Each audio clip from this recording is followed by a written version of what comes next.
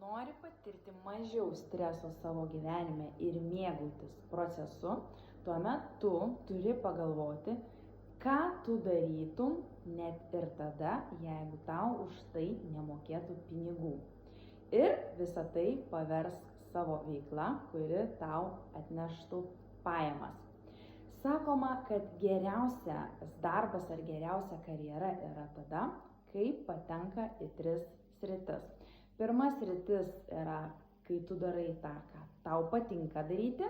Antra sritis, kai tu moki tą, ką darai labai gerai. Ir trečia sritis, kai iš to tu uždirbi pinigus.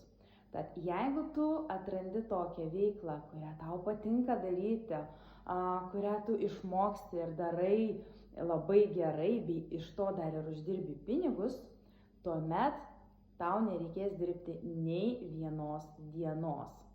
Tad ir galėsi mėgautis gyvenimu, darydamas tai, kas tau patinka.